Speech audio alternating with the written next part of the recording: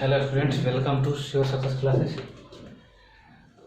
Previous class में, पिछले class में हम लोग डेफिनेशन देखे थे, basis concepts of real number. ठीक है, आज रियल नंबर चैप्टर स्टार्ट होगा। इसमें लेमा क्या है, लेमा के बारे में जानेंगे। तो लेमा क्या है? Lemma is a proven statement. यह क्या है? एक प्रकार का स्टेटमेंट है जो प्रूव्ड है। इसका यूज किया जाता है किसी भी स्टेटमेंट को, which is use to prove other statement. Okay, अब क्या एल्गोरिथम के बारे में जानेंगे। एल्गोरिथम क्या है? तो ये एक प्रकार का मेथड है। ये स्टेप का, बहुत सारे स्टेप का वेरिएशन है, जो बहुत सारे स्टेप में जो क्या किसी प्रॉब्लम को बहुत सारे स्टेप में सोल्व करता है। जैसे कोई मैटर है, किसी मैटर को आपको किसी के सामने आपको रखना है, तो उसका कुछ स्टेप, एक स्टेप में रखें, सेकेंड स्टेप में, थर्ड स्टेप में। तो बोलेंगे एल्गोरिथम क्या है? एक स्टेप्स का क्या है? एक सेट है, संग्रह है, जो क्या करता है किसी भी मैथमेटिकल प्रॉब्लम को सोल्व करने में यूज करता है। यानी बोल सकते हैं इट इज अ डिस्क्रिप्शन। समझ रहे हैं डिस्क्रिप्शन क्या होता है? Of set of steps that होगा, सॉरी यहाँ पे that can use to solve problem, mathematical problems या प्रॉब्लम। समझ रहे हैं, मैथ्स पढ़ रहे हैं तो मैथ्स का प्रॉब्लम यहाँ पर यूज करेंगे। अगला क्या है? Euclid's division lemma. ये काफी इंपॉर्टेंट है। ये दोनों उतना इंपॉर्टेंट नहीं है, लेकिन ये काफी इंपॉर्टेंट है, क्योंकि इसका ये हम आपको एक्स्ट्रा इसमें पढ़ा दिया गया है कि ये आप इसके बारे में जानने की क्या चीज है, लेमा क्या है, एल्गोरिथम क्या है। ओके, लेकिन अब यहाँ पर ये काफी इंपॉर्टेंट चीज है। इससे आपका मतलब एस्टेप निकलता है, इससे आप किसी नंबर को प्रूव कर सकते हैं इवन ऑड के फॉर्म में। ठीक है, तो ये क्या बोल रहा है, कर रहा है कि यूक्लिड्स डिवीजन लेमा क्या है? ये दो नंबर के लिए डिफाइन होता है। जैसे let a and b be any two positive integers, then there exist unique integers q and r such that, नहीं दिख रहा है, देख लेंगे यहाँ पर क्या है, integers q and r such that इस प्रकार से एग्जिस्ट करता है कि a equal to b q plus r, जहां रिमाइंडर का वैल्यू, जो रिमाइंडर का वैल्यू, रिमाइंडर या तो जीरो हो सकता है या फिर डिवाइडर से छोटा। जब भी रिमाइंडर आएगा या तो जीरो की इक्वल होगा या जीरो से बड़ा, लेकिन डिवाइडर से क्या होगा? छोटा। यहाँ पर a बड़ा है b से, a क्या है? b से बड़ा है, तो b से डिवाइड किया है हमें, इसलिए इसको बोलते हैं Euclid division lemma. What is Euclid division algorithm? Euclid division algorithm क्या है? इट इज अ प्रोसेस है। ये क्या है? प्रोसेस है, माने स्टेप बाय डिवाइस। जैसे वहां पर एल्गोरिथम था, ये लेमा हुआ, ये क्या है? एल्गोरिथम है। It is a process to obtain the HCF of given number. Shortcut समझे तो ठीक है, बहुत ज्यादा लंबा नहीं है। तो क्या है? एक प्रोसेस है। किसका प्रोसेस है? इसमें क्या है? This is the set of Euclid division lemma. ये मतलब इसमें यूक्लिड डिवीजन एल्गोरिथम में होता क्या है? तो यूक्लिड डिवीजन एल्गोरिथम में सेट्स है, स्टेप ऑफ क्या है? बहुत सारे स्टेप का, मतलब किसका स्टेप? तो इसमें यूज होता है यूक्लिड डिवीजन लेमा का। किसमें? यूक्लिड डिवीजन एल्गोरिथम में। किस लिए? टू फाइंड या to obtain the HCF of given number. तो then we can say that in simple way it is a process to find और obtain the HCF of given numbers। अब कैसे use करेंगे? यानी बोल सकते हैं कि क्या है? बहुत सारे स्टेप्स का एक सेट है। किसका स्टेप्स का? लेमा का। लेमा यूज करता है इसमें। ठीक है, बहुत सारे लेमा का मतलब यूज किया जाता है स्टेप बाय स्टेप। तो कैसे यूज करेंगे उसको देखते हैं 5 नंबर पर। ठीक है, तो बोल रहा है to obtain the HCF of two positive integers a and b where a is greater than b, जहां a क्या है? b से बड़ा है। ओके, अब यहां पर कैसे यूज करेंगे? हम सबसे पहले स्टेप फर्स्ट में क्या करेंगे? अप्लाई करते हैं। क्या अप्लाई करेंगे? तो Euclid division lemma. Euclid division lemma कैसे अप्लाई करते हैं? तो अगर a बड़ा है b से, तो a में b से डिवाइड करते हैं। a में b से डिवाइड करेंगे, उसके बाद जो रिमाइंडर आएगा इस फॉर्म में लिखेंगे डिवाइडेंड। आप पढ़े होंगे, dividend equal to divisor into quotient plus remainder. उसी तरह से यहाँ पर स्टेप 1 में यूज करते हैं using Euclid's division lemma. We can write using Euclid division lemma for a and b ना, where a क्या है? b से बड़ा है। a एंड b के लिए यूक्लिड डिवीजन लेमा यूज कर रहे हैं, वो भी लिखेंगे, कोई दिक्कत नहीं है, सेम है। इसको मतलब ज्यादा क्लियर स्पष्ट हो गया किसमें? a और b के लिए हम क्या कर रहे हैं? यूक्लिड डिवीजन लेमा यूज कर रहे हैं, वेयर a क्या है? b से बड़ा है। तो a को हम लोग लिख सकते हैं a और बी क्यू प्लस r, यानी a और b से डिवाइड करें। q क्या है? कोशेंट, r क्या है? रिमाइंडर, और रिमाइंडर का मान 0 के बराबर या b से क्या होगा? डिवाइजर से हमेशा छोटा होता है। अब यहाँ पर मेन प्रोसेस यहाँ पर है, यहाँ पे प्रोसेस क्या है यही समझना है। इफ यदि r इक्वल टू 0, अगर रिमाइंडर आपका 0 हो जाता है then process will be stop. यहीं पर प्रोसेस क्या होगा आपका स्टॉप हो जाएगा, आपका एस्केप क्या हो जाएगा बी। कब? जब r 0 हो जाएगा, तब r 0 हो जाएगा देन प्रोसेस क्या हो जाएगा स्टॉप, यहीं पर स्टॉप होगा। क्योंकि आपको क्या निकालना है एस्केप। अगर किसी चीज को आप, अगर आपका लक्ष्य है, कुछ एम्बिशन है, किसी चीज को आप पाना चाहते हैं, कहीं जगह पर जाना चाहते हैं, उस जगह पे पहुंचना चाहते हैं, जब उस जगह पर पहुंच जाएंगे तब उसके आगे आपको जाने की आवश्यकता नहीं है। तो हमारा लक्ष्य क्या है? लक्ष्य मेरा ये है कि टारगेट में ये कि एस्केप क्या करना है, एस्केप फाइंड करना है, ठीक है। तो एस्केप फाइंड करना, जब एस्केप निकल जाएगा तो यहाँ प्रोसेस क्या हो जाएगा स्टॉप हो जाएगा। प्रोसेस क्या हो जाएगा यहाँ पे स्टॉप, क्योंकि यहीं तक आपको जाना था। लेकिन कंडीशन ऐसा भी हो सकता है कि r 0 नहीं भी हो सकता है, r 0 नहीं भी हो सकता है। When if r not equal to 0 then we shall proceed next step। तब हम क्या होगा आगे, जैसे मान लीजिए कि हम यहाँ से जा रहे हैं कहीं और हम मतलब 5 किलोमीटर चलने के बाद मेरा लक्ष्य प्राप्त नहीं होता है, तो उसके आगे हमको जाना पड़ेगा। क्योंकि देखेंगे उसके आगे हो सकता है मेरा लक्ष्य है, तो उसके आगे जाना पड़ेगा, ठीक है। उसी वे में, जिस वे में हमारा मतलब जिस रास्ता में हमारा लक्ष्य है उस रास्ता में नहीं मिला, इसका मतलब उसके आगे जाना पड़ेगा। यह है इसका प्रोसेस। नाउ स्टेप 2 क्या है? अब क्या करें यहाँ पे, तो B और R के लिए अप्लाई करते हैं, ठीक है। B और R के लिए अप्लाई करेंगे, मतलब डिवाइजर और रिमाइंडर के लिए करते हैं अप्लाई, ठीक है। स्टेप 2 में we apply Euclid's division lemma for B and R के लिए। किसके लिए करना है? डिवाइजर और रिमाइंडर के लिए।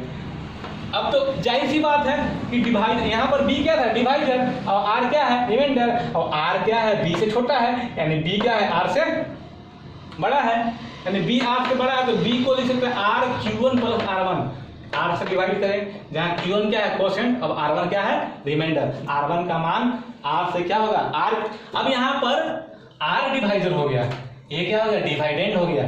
तो B में R से डिवाइड किए हैं, तो इसको यूक्लिड डिवीजन लेमा से ऐसा लिख सकते हैं R1 क्या है रिमाइंडर, तो R1 का मान डिवाइडर से छोटा होता है या 0 के बराबर। अब यहाँ पर भी वही कंडीशन जो यहाँ लिखे हम लोग, यहाँ पर भी वही कंडीशन होगा जो वहाँ लिखे हैं। यदि यहाँ R1 यानी रिमाइंडर, शॉर्ट फॉर्म में बोले अगर रिमाइंडर 0 हो जाता है देन इससे कितना डिवाइडर हो जाता है, तो यहाँ प्रोसेस क्या हो जाएगा स्टॉप हो जाएगा। यही आपका लक्ष्य हो गया, पहुंच गया, प्राप्त कर लिए। लेकिन फिर से कंडीशन आता है if R1 not equal to 0, R1 अगर 0 नहीं आता है, R1 0 नहीं आएगा, then we shall proceed next step. तो हमको फिर से आगे स्टेप में जाना पड़ेगा। एंड कब तक? And till the remainder 0। whenever the remainder cannot be 0 then we shall proceed next step। यानी जब तक कि आपका रिमाइंडर 0 नहीं आ जाए, इसका कहने का मतलब है कि जब तक आपका रिमाइंडर 0 नहीं आ जाए तब तक हम यूक्लिड डिवीजन लेमा का प्रयोग करते आते हैं। और जो जब रिमाइंडर 0 आ जाएगा तो लास्ट जो डिवाइजर होगा वह क्या होगा एस्केप होगा। ओके, ये था आपका बेसिक कॉन्सेप्ट, ठीक है। किस पे? Lemma algorithm, Euclid division lemma, Euclid division algorithm, और how can we find the HCF to use Euclid division lemma, ठीक है। इसको अच्छे से नोट्स कर लीजिए ताकि काम आ जाए, ठीक है। प्रॉब्लम्स, ठीक है। प्रॉब्लम्स में पहला क्वेश्चन जो है use Euclid's division algorithm to find the HCF of the following. इसका एचसीएफ निकालना है किसके से? यूक्लिड डिवीजन एल्गोरिथम का प्रयोग करके। तो कोई भी क्वेश्चन आप बनाइए यूक्लिड डिवीजन एल्गोरिथम से, सबसे पहले ये मैं बताना चाहूंगा कि सबसे पहले आप रफ वर्क कर लें ताकि आपको आसानी हो करने में। जैसे यहाँ पर 210 और कितना है 55, ठीक है। तो इसको सबसे पहले रफ वर्क करेंगे। रफ वर्क में क्या करना है सो समझ लो पहले। रफ वर्क में क्या करना है, रफ करोगे तो तुमको जल्दी समझ में आएगा क्या क्या करना है। तो जिस प्रकार से पहले तुम एचसीएफ डिवीजन मेथड से निकालते थे उसी तरीके से इसको पहले निकाल लो रफ में। तो छोटा क्या है 55 से डिवाइड करेंगे किसमें 210 में, कितना बार में लगेगा आप देख लो इसमें कितना बार लगने वाला है। 2 5 या 10 इसमें रहेगा आपको 3 में लगेगा ना, 3 5 या 15 3 5 है कितना 16। ऊपर आप कितना आ जाएगा आपको 10 में से 5 जाएगा 5 हो जाएगा और यहाँ पर हो जाएगा 4 नहीं कटा, फिर 45 से डिवाइड करेंगे, यहाँ पर 55 करता है। अगर आप पढ़े होंगे तो ये चीज आपको पता होगा, इससे बचपन में पढ़े होंगे, शायद बहुत जगह पढ़े होंगे। कितना बार बनेगा, एक बार बनेगा 45, यहाँ पे कटेगा 5 में सफाई जाएगा कितना 0, यहाँ जाएगा 1।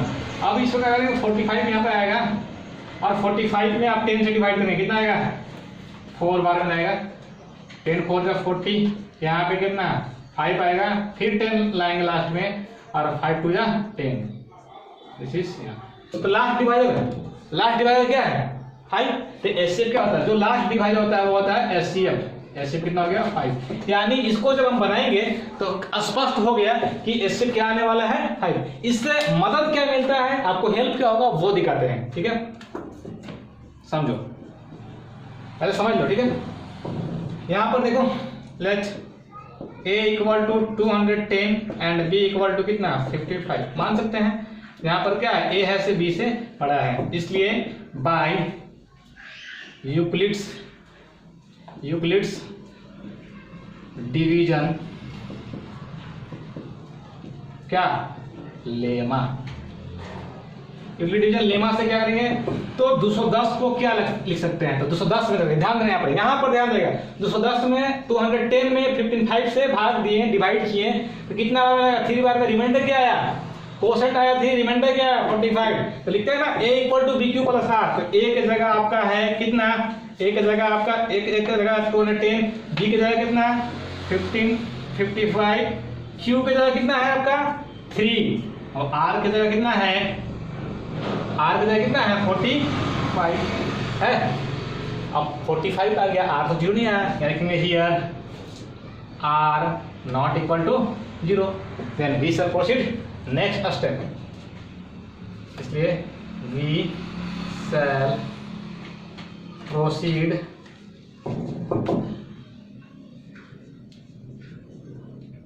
Next step.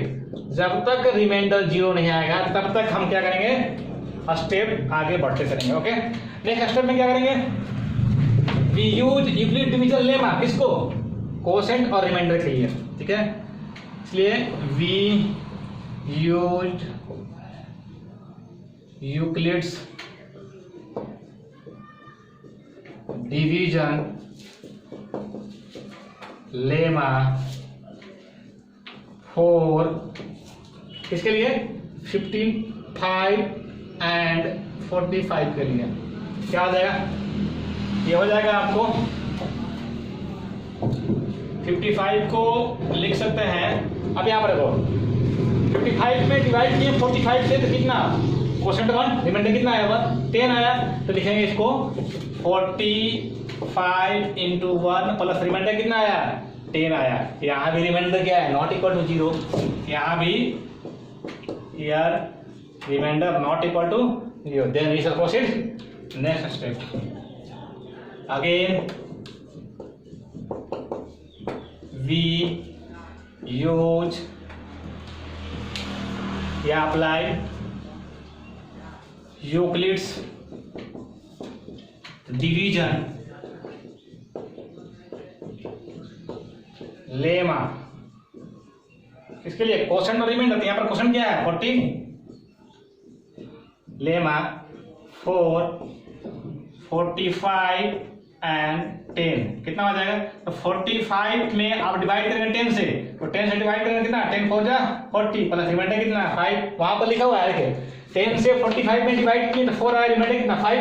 तो यहाँ भी r नॉट इक्वल टू 0 आया, 0 नहीं आया, यार r नॉट इक्वल टू 0 और r नॉट इक्वल टू 0, तो फिर यूज करेंगे अगेन